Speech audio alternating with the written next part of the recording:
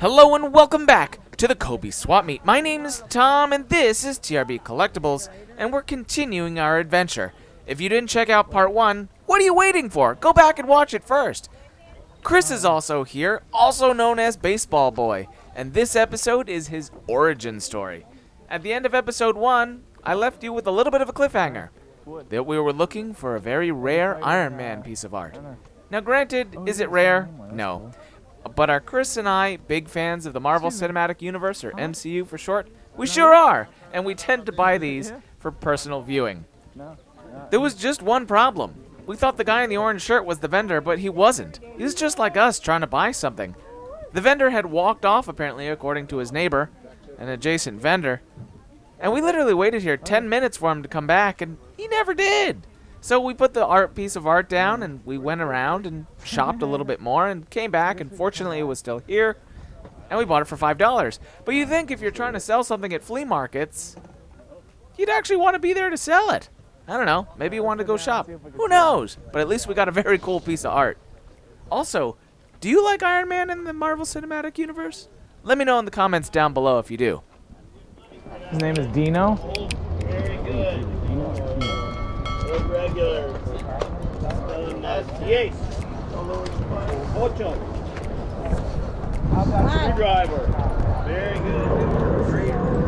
good. So, the guy to the left tried to sell me shorts that he didn't have.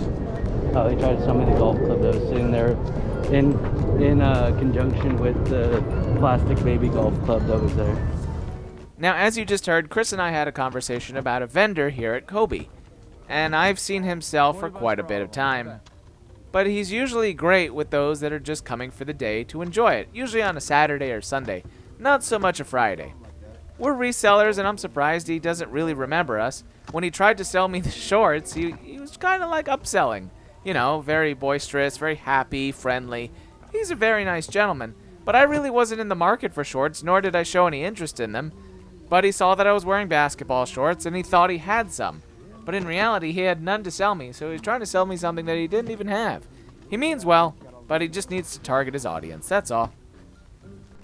Now, I didn't capture it on camera, but a couple vendors down, I met a vendor who was selling liquidated Target media. Yep, the media that didn't sell in the store, Blu-rays and DVDs.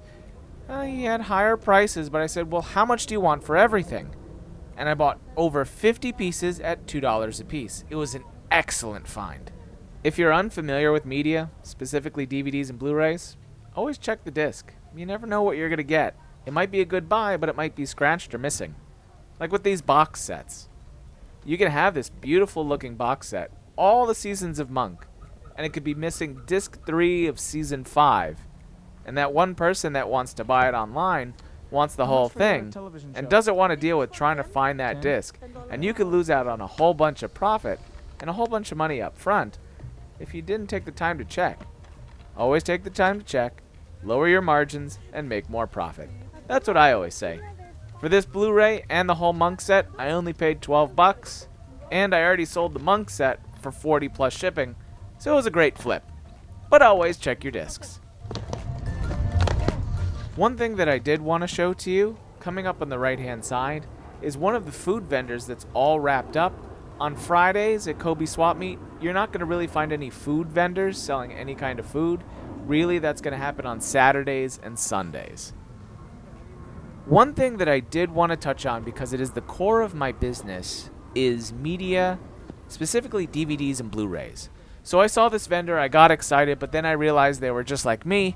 They went ahead and comped all these DVDs that were on the table there, and they were all individually priced based on their eBay pricing. Now granted, if you're walking through on a Saturday or a Sunday, the foot traffic there's a good amount of it. So you can get those collectors, you can get those people that still like physical media, but on a day like today, you're not going to get a lot of business. For me, there's nothing here for me to buy to resell because it is all eBay pricing. The only concern that I have is that I know that the DVD and Blu-ray market, in terms of popularity, is starting to shrink, and it's becoming more so for the collector's market. But online sales are strong because they can search the World Wide Web and ship it anywhere. The foot traffic for DVDs and Blu-rays, is becoming more limited. And the only other concern that you have is that they're a bit highly priced for a flea market, right? The other concern that you have is that they're sitting in direct sunlight, so the dust jacket, they're taking a lot of sun exposure, and those collectors that'll walk by will see that bleached out color and might not necessarily want to buy these DVDs or Blu-rays. It's nothing against this seller. It makes sense that they want to sell them, and they get a lot of foot traffic on Saturdays or Sundays. Fridays, not so much, but I would say that physical media that you're trying to sell in person is much harder to do now than it is selling online. I would say selling online, these would go probably 3 times as fast as they would in person, and they would take a lot less damage being stored properly. Nothing against the vendor. They will get sales this weekend for sure. Kobey has the foot traffic for it. I wish them all the best, but there was nothing here for me.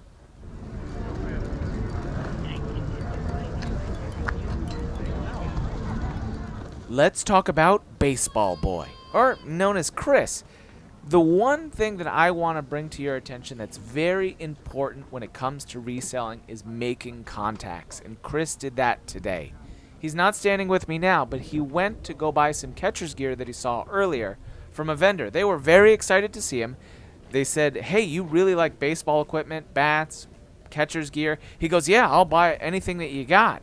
So they brought multiple sets of catcher's gear and other baseball equipment. We filled the whole trunk of the car, and now they refer to Chris as Baseball Boy, and they have his contact information if they get more in the future.